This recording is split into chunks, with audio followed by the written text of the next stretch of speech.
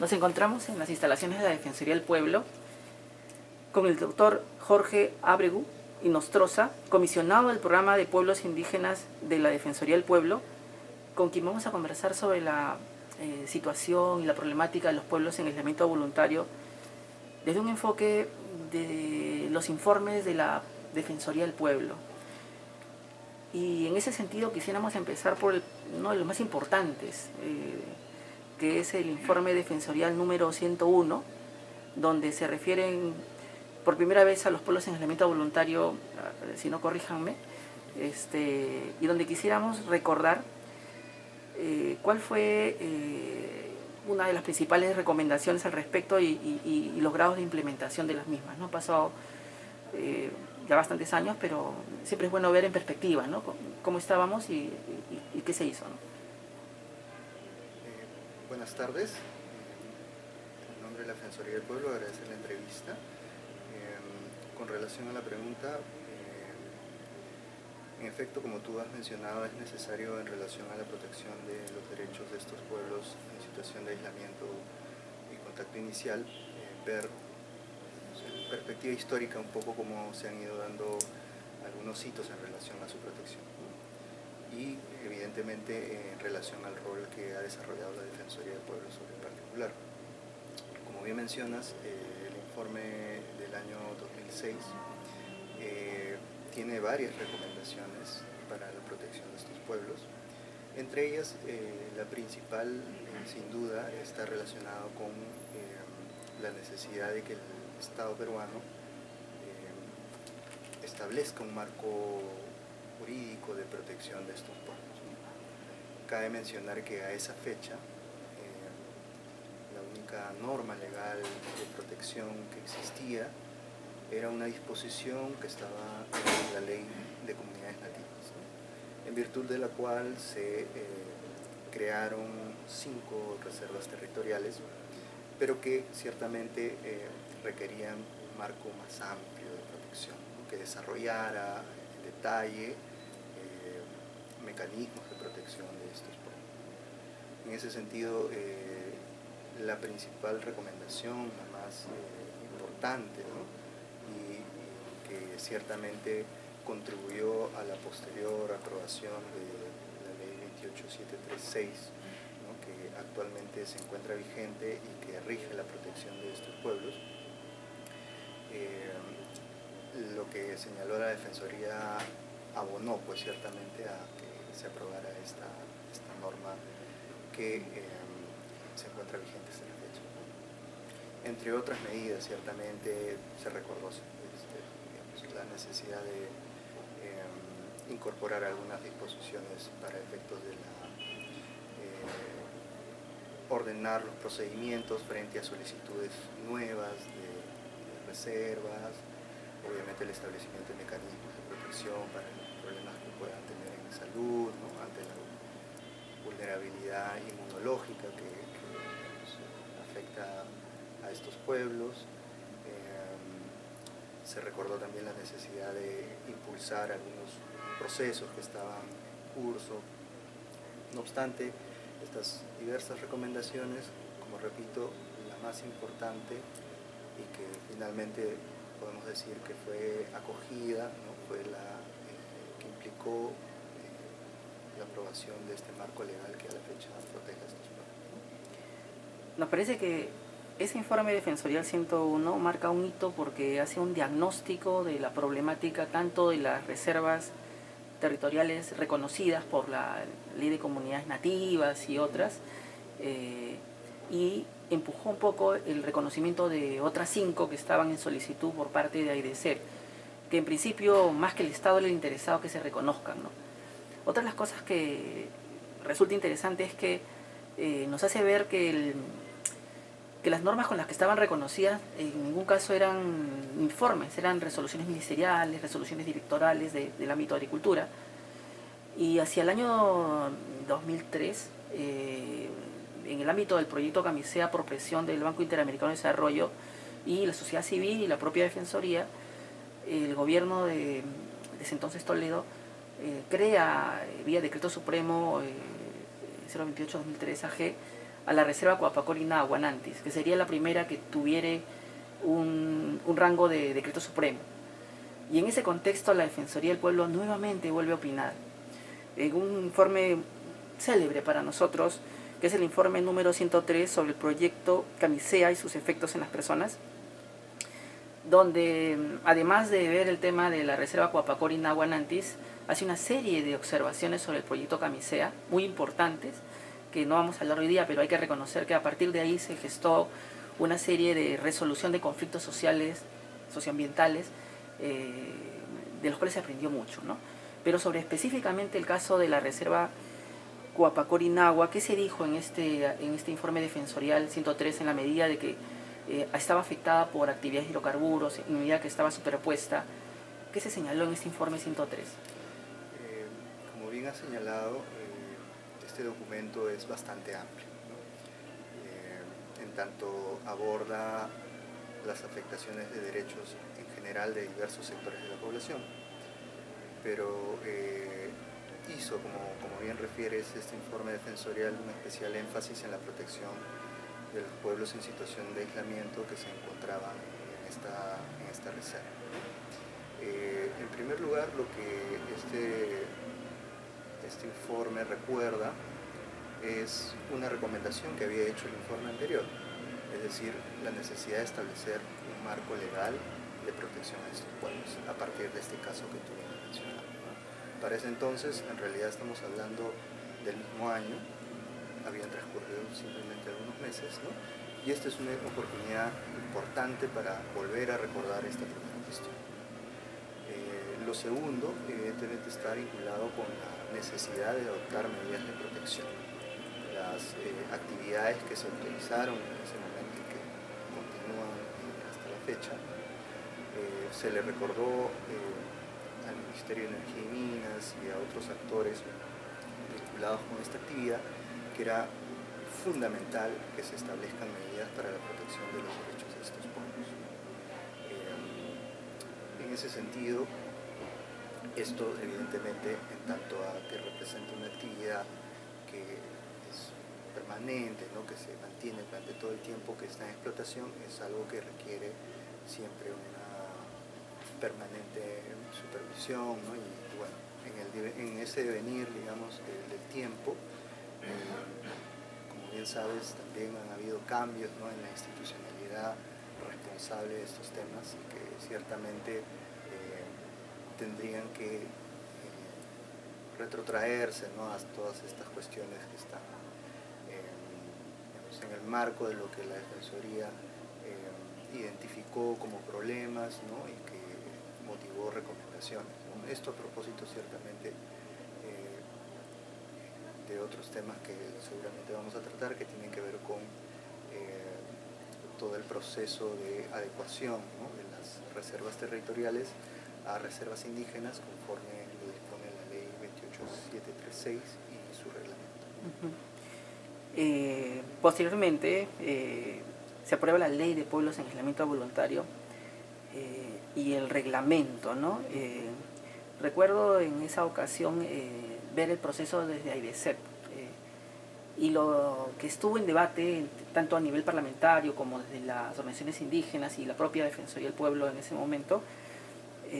No recuerdo si estaba ahí en ese momento Alicia o Iván La Negra, pero recuerdo que la discusión era sobre si se debería permitir que el artículo 5 de la ley que contemplaba que en caso que hubieran recursos naturales abajo del territorio de estos pueblos se permitiera el ingreso de terceros, se permitiera el ingreso de empresas extractivas y se afectara el principio que daba origen a la propia ley y a la propia protección de los pueblos, que era la intangibilidad, ¿no?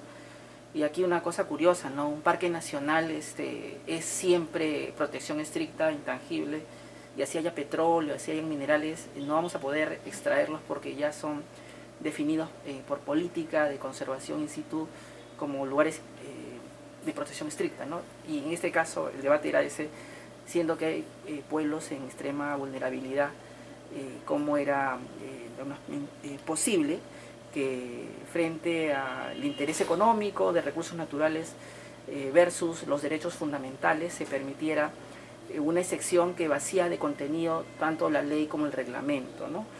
Y en ese contexto queríamos conocer tu opinión. ¿Qué piensas que se justifica este tipo de medidas que pueden afectar a poblaciones altamente vulnerables? ¿Cuál crees que sea la justificación de esta decisión, ¿no? El proceso, digamos, como tú bien has mencionado, fue un proceso complejo, ¿no? No obstante, ya visto a la luz, ¿no?, del tiempo que ha transcurrido, ciertamente ha propiciado una serie de análisis, ¿no?, sobre estas implicancias, ¿no? Es por eso que desde la Defensoría del año 2016, ¿no?, a partir de una supervisión que se realizó a un plan de intervención promovido por el Ministerio de Cultura respecto al pueblo en situación de aislamiento Machu Picchu, ¿no?, en Madre de Dios, se hizo pues una recomendación en ese sentido, ¿no?, en el sentido de que hay que revisar la normativa, ¿no?, y establecer pues una modificación eventual que dé cuenta de ninguna excepción respecto a la intangibilidad, ¿no?, respecto a garantizar el principio de no contacto, ¿no?, que es medular, digamos, en la protección de estos pueblos, ¿no? No obstante, hay que ver las cosas en esa perspectiva, ¿no? Ciertamente ha sido un proceso en donde todas las normas de protección en general de estos pueblos, ¿no?, han ido en construcción. No obstante, nosotros teníamos en la Ley de Comunidades Nativas, como tú has recordado, un pequeño artículo que hacía mención a estos pueblos, ¿no? Imaginemos, estamos hablando de los 70, ¿no? Y de eso, para tener una norma de protección, ¿cuántos años transcurrieron? De ahí hasta el 2006, finalmente hay una ley que los visibiliza, ¿no? Los mecanismos de protección han estado orientados la mayor de sus veces pues a los pueblos indígenas en general, pero entre estos, ¿no?, la situación de los aislados y de los que están en contacto inicial también han estado, vamos a decirlo así, medios invisibilizados. Entonces, quizás ese devenir histórico ha supuesto en su momento algún nivel de no comprensión de los alcances de esto, ¿no? Pero lo cierto es que en el estado actual de las cosas, ¿no?, todo ese ordenamiento ha ido más bien ampliando sus ámbitos de protección, ¿no?, de una pequeña mención en la Ley de Comunidades Nativas a una ley que regula la protección de estos derechos, ¿no?, y así sucesivamente a otras esperemos, ¿no?, otras disposiciones que fortalezcan los mecanismos de protección. Ambos somos contemporáneos, creo que hemos vivido los mismos momentos históricos, y repasaba mis notas y veía que la Ley de Protección de Pueblos en Aislamiento Voluntario no había sido promulgada por el presidente de ese entonces, Alejandro Toledo, sino por el presidente del Congreso, ¿no?, por insistencia. Eso revela una evidente fricción, ¿no?, en lo que el Estado mismo tiene pensado para los pueblos en aislamiento voluntario, ¿no?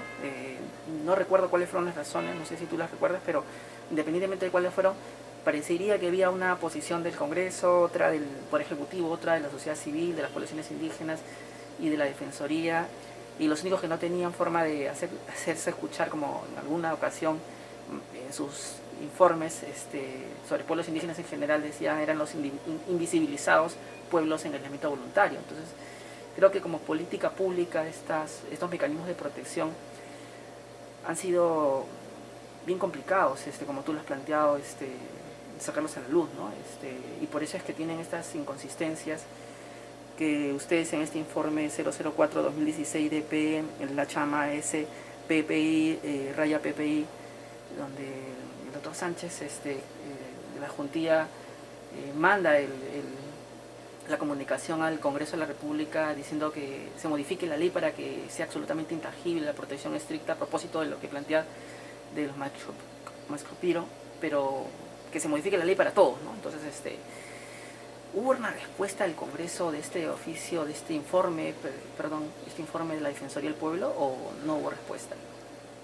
No hemos recibido respuesta a esta recomendación.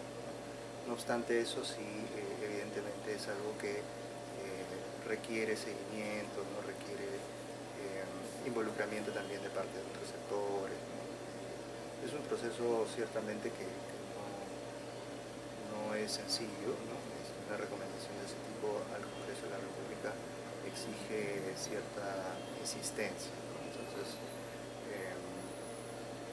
es una recomendación que está ciertamente pendiente de cumplimiento y que se le está haciendo el seguimiento correspondiente. Nosotros queremos públicamente felicitar la labor de la Defensoría porque sabemos que es muy difícil tomar posición sobre temas tan delicados, tan complejos, y hay que demostrar mucha consecuencia y mucha coherencia y muchos principios para ponerse firme en un tema que es bien complicado en un contexto sociopolítico, histórico como el que vivimos, ¿no? Entonces, ya mandar el oficio, el informe correspondiente, dice mucho la Defensoría del Pueblo y hay que reconocerlo, ¿no?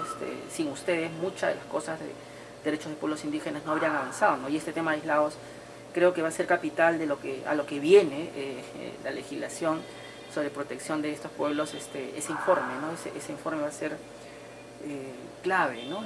Quizás ahora no entendamos el impacto, pero creo que se van a venir a partir de este diagnóstico una reflexión, ¿no?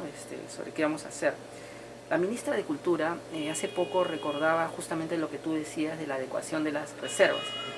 Justamente el Instituto ILATS interpuso una acción de cumplimiento para que la ley se implementara adecuando a las reservas, justamente aquellas que estaban con resoluciones ministeriales, resoluciones directorales, que frente a un decreto supremo, que era como se aprobaban y se siguen aprobando los contratos de licitación de hidrocarburos, tenían menos rango, entonces tenían menos protección, porque yo no voy a respetar una resolución directoral versus un decreto supremo que aprueba la suscripción del contrato de licitación de hidrocarburos. Y en ese contexto se planteó una acción justamente para levantarle la protección legal a aquellas que tenían un rango menor. Con relación a la Huapacori Nahuananti se tenía un decreto supremo y iba a quedar tal cual, ¿no? Y justamente conversando con el exdirector de Pueblos en el Aislamiento Voluntario, Ramón Rivera, no sé si lo ubicas, él reconocía en una entrevista así como la que hacemos contigo, que había sido muy importante porque no solamente significó la implementación, sino significó un importante financiamiento que no se hubiera podido lograr si no se hubiera hecho la acción de cumplimiento. Entonces nosotros nos sentimos de alguna forma contentos de haber articulado con las políticas del Estado y haber coadyuvado a ese financiamiento que finalmente trajo la adecuación de las otras reservas, ¿no? Con lo que sí, no, yo creo que hay que, como tú lo has planteado, reflexionar y luego de eso qué pasó, ¿no? Porque ese fue un avance definitivamente. Luego de eso se modifica el reglamento de pueblos en el aislamiento voluntario en el 2016, y la disposición relacionada tanto a la adecuación de estas reservas como al procedimiento sancionado que debía aprobarse se derogan y aparecen nuevas disposiciones y bueno, queda vaciado de contenido el mandato judicial. Entonces ahora ya no está vigente este mandato judicial porque como al ser una acción de cumplimiento la norma al ser derogada ya no tendría ninguna eficacia. Pero felizmente el nuevo reglamento lo que dice literalmente es que las reservas en vía de adecuación deben mantener el respeto a los derechos de estos pueblos indígenas conforme su norma de creación. Y de allí se deduce de que los derechos de estos pueblos indígenas no podrían reducirse por principio de no regresividad, por principio de progresividad de derechos humanos, ¿no? Y ahí queríamos, a partir de esa reflexión, plantear qué piensan ustedes al respecto, ¿no? O sea, si es correcta esta interpretación o es que sí se podría, una norma posterior podría reducir derechos a los pueblos indígenas, por ejemplo los Huapacori Nahua, en el sentido de que con su norma original tenían derechos de protección estricta, de no ampliación de nuevas actividades extractivas, sino las que ya existían. Las que existían con el lote incluso, ¿no? ¿Qué piensan al respecto? O sea, ¿piensan que hay principistamente hay posibilidad de mediante una norma posterior reducir esos derechos vía o no? O sea, con lo que tenemos el marco legal vigente. Sobre el particular, el problema que tú mencionas ha sido motivo de alguna queja, algún petitorio que hemos recibido por parte de la organización AIESEP, sí, por un lado, ¿no? Incluso también de nosotros, sí, institución, y que ha motivado justamente la emisión de recomendaciones de fecha reciente en realidad. El 14 de septiembre pasado justamente hemos hecho llegar un oficio al Ministerio de Cultura señalando que el proceso de adecuación en virtud a esta disposición, por un lado, y a un principio pues, de derechos humanos, como es el de progresividad y no regresión de la protección de derechos, bajo esas consideraciones el Ministerio de Cultura debería garantizar estándares similares o superiores a los que ya se están previstos actualmente, ¿no? En sus normas de creación. Vamos a hacer seguimiento a esta recomendación para incidir en su adecuado cumplimiento en el marco de la adecuación de, evidentemente, todas las reservas territoriales y en particular en el caso de la Huapacore, Nahuanante y otros, donde además hay que recordar que la Defensoría es parte de la comisión sectorial que está encargada de todo el proceso de adecuación de estas reservas, aunque claro, actuamos, ahí hay que hacer la precisión, actuamos bajo el marco constitucional y el mandato que tenemos, ¿no? Nosotros no votamos en esa comisión porque evidentemente si bien participamos como miembros, pero actuamos siempre bajo nuestro rol supervisor. Entonces hay que tener en cuenta esa tingencia, más bien justamente esa actuación es la que nos permite, siendo parte, efectuar estas recomendaciones. Más bien si formáramos parte y de pronto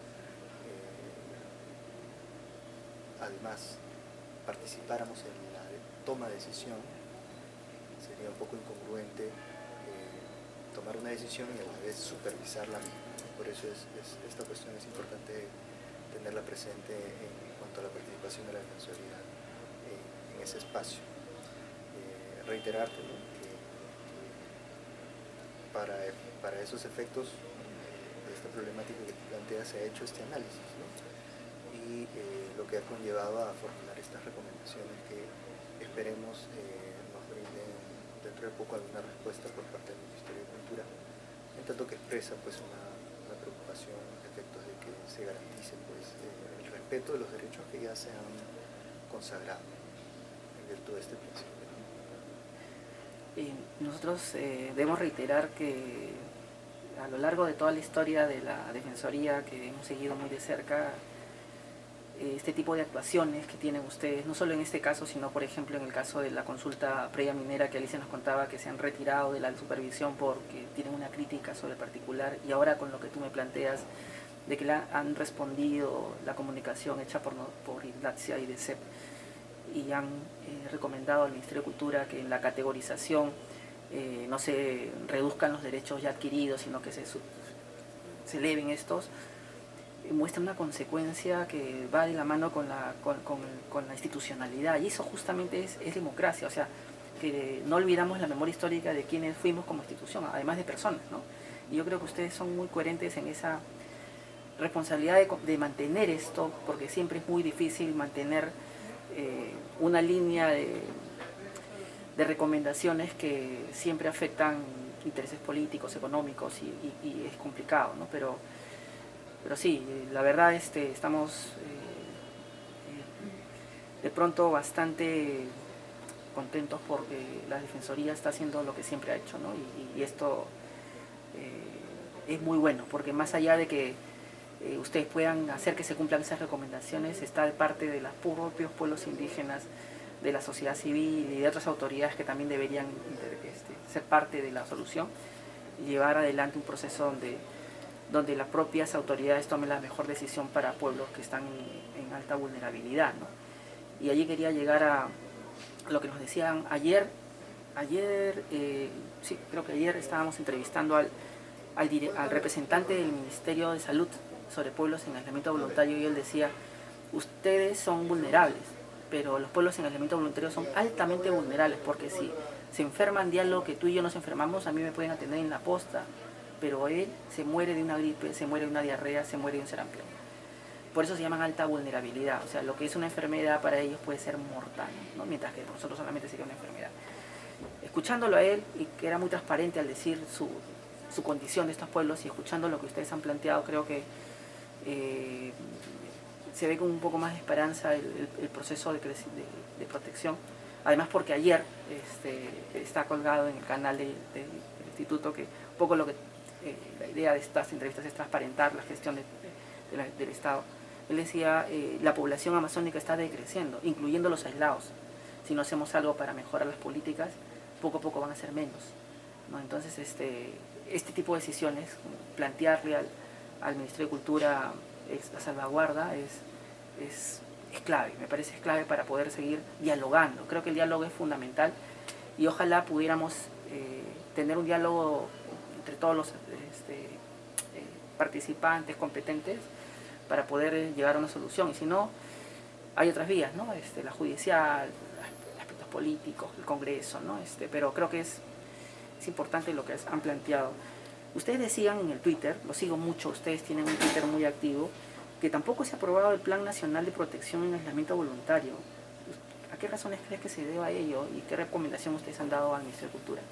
Permíteme sobre Sí. el tema anterior, Ya. de repente complementar algo adicional. Tenemos en su momento, si gustas, podemos proporcionarte copia de esta recomendación, ¿no? que ha emitido la actual jefatura, ¿no? Que está a cargo de Nelia Edo, ¿no? Y que además la Defensoría realiza bajo este rol de colaborador crítico, ¿no? Y que tiene por finalidad aportarle también algunos elementos a las otras entidades del Estado para ese proceso de toma de decisiones difícil que puede resultar en algún momento, ¿no? En esa línea, nuestra recomendación va en esa línea, de ahondar, de poderle decir a los funcionarios que tienen que tomar una decisión que hay estas consideraciones que se deben tomar en cuenta. Lo mismo hemos realizado recientemente, antes de referirme al tema del plan y de la política, en el proceso de adecuación de la Reserva Territorial Madre de Dios, en donde en este proceso a nivel de la Comisión Multisectorial se ha tomado un acuerdo para ya proceder a la adecuación con una ampliación además de la reserva. No obstante, esta propuesta se encuentra superpuesta con concesiones. Entonces, ahí lo que se le ha recordado también es que hay que tomar en consideración los principios que guían, ¿no?, la protección de estos pueblos, y que en ese proceso de toma de decisiones hay que recordar que todos estos problemas por los cuales ciertamente caracterizan pues a estos pueblos, ¿no?, su alta vulnerabilidad, como bien han mencionado, y que en ese proceso de toma de decisiones hay que tomar en cuenta todos estos elementos. También ahí tenemos unas recomendaciones que hemos emitido a finales del año pasado y que han motivado una reiteración hace unos pocos días también, que vamos a compartir seguramente contigo. Yendo ya al tema de la política y el plan, ¿no? En el informe del año 2016 sobre el pueblo Machcopiro, al que nos referíamos hace unos minutos, ya se hizo una recomendación sobre este tema.